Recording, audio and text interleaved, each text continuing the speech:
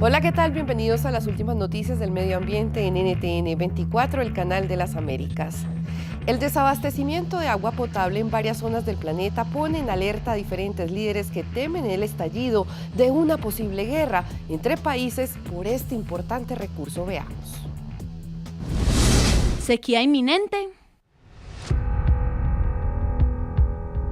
Aumenta la preocupación que va más allá de las esferas ambientales. Yo me pregunto si en medio de esta tercera guerra mundial a pedacitos que estamos viviendo, no estamos en camino hacia la gran guerra mundial por el agua. Varios países han enfrentado ya el desabastecimiento del agua. Este panorama, sumado a los efectos elevados del cambio climático y la mala administración de los recursos hídricos, podría llevar a una crisis extrema. Algunos científicos indican que una de las grandes amenazas sobre la humanidad sería una guerra para el acceso y la gestión de recursos naturales vitales para el desarrollo de las comunidades. El director general de la Asociación Nacional de Empresas de Agua y Saneamiento de México, Roberto Olivares, afirma que si bien hay problemas significativos con el agua, señalar un posible conflicto entre naciones es demasiado apocalíptico. No obstante, algunas naciones ya han enfrentado conflictos diplomáticos en torno a este tema. Río Silala.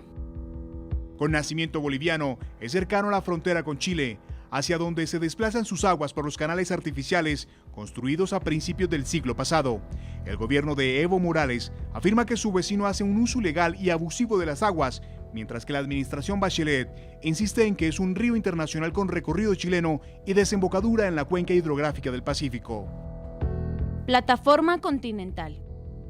Colombia y Nicaragua protagonizaron uno de los litigios más recordados. El país centroamericano alegaba que Colombia hacía uso ilegítimo de aguas que le pertenecían y reclamaba la soberanía del archipiélago de San Andrés, Providencia y Santa Catalina. El pleito llegó hasta la Corte Internacional de Justicia de La Haya, que 11 años después fijó los límites marítimos entre ambas naciones, lo que generó indignación en algunos sectores de Colombia, que además alegaban que haber cedido parte de la plataforma continental a Nicaragua afectaría considerablemente la seguridad alimentaria de los pescadores raizales.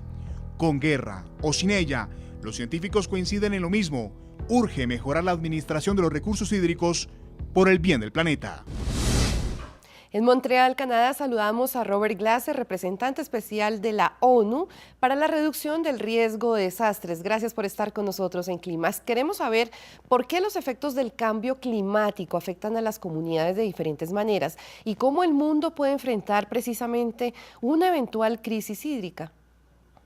Sí, claramente lo hemos visto con el cambio climático, pero tenemos esta variación natural del niño y la niña que de manera periódica tiene grandes impactos que pueden resultar en sequías o inundaciones, dependiendo de si es el niño o la niña. Y con el cambio climático ahora ha venido a aumentar la intensidad de los niños y las niñas que están ocurriendo encima de un clima ya cambiante. Entonces, los científicos no saben exactamente qué impacto tendrá eso, pero muchos creen que aumentará la frecuencia y la intensidad de fenómenos del niño y la niña que serán más fuertes, lo cual potencialmente será devastador para partes de esta región, para América Central y para también partes de América del Norte. El Papa Francisco recientemente afirmó temer el inicio de una posible guerra por el agua. Si el mundo llegara a ese extremo, ¿cuál sería la forma adecuada de poder responder?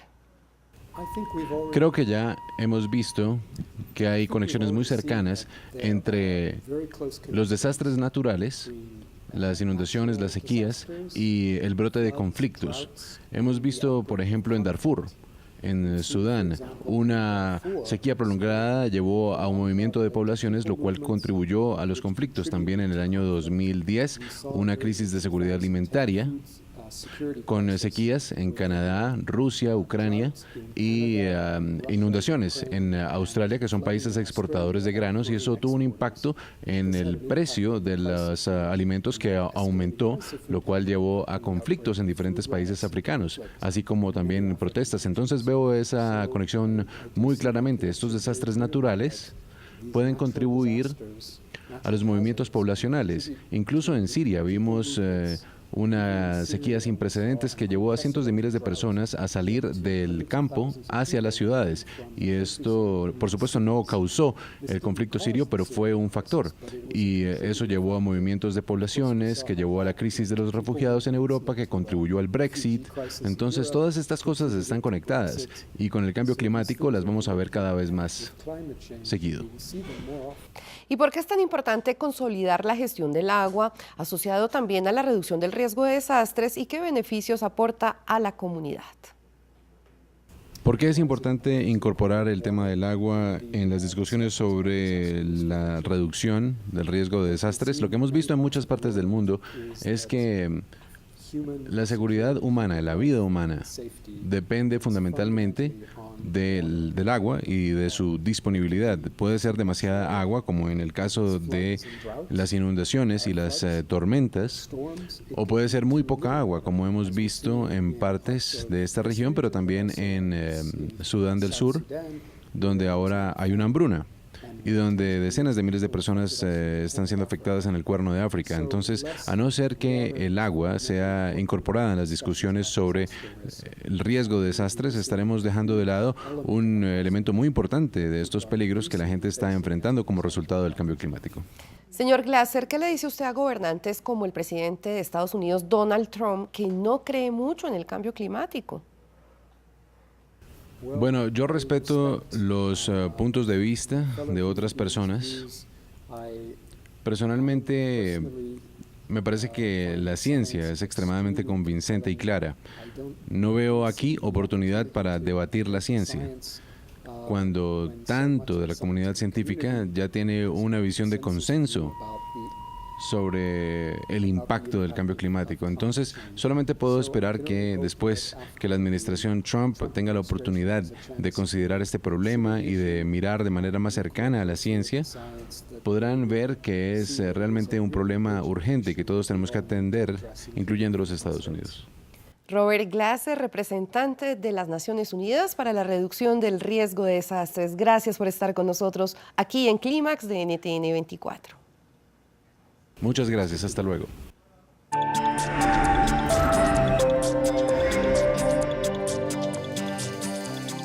En otras noticias, el gobierno de San Salvador confirmó el asesinato de Gustavito, un hipopótamo que vivía en el zoológico de esa ciudad. Gustavito. En el zoológico de San Salvador murió Gustavito, un hipopótamo de 16 años y único ejemplar en este país. El mamífero sufrió cortes profundos en el hocico y la cabeza, que fueron lo suficientemente fuertes e impidieron que siguiera con vida. Funcionarios del zoológico afirman que el ataque fue realizado por desconocidos que asaltaron las instalaciones. Tal es el impacto que ha causado la muerte de este ejemplar que el zoológico, los ciudadanos y el alcalde Nayib Bukele piden que las instalaciones sean cerradas y sea convertido en un ecoparque.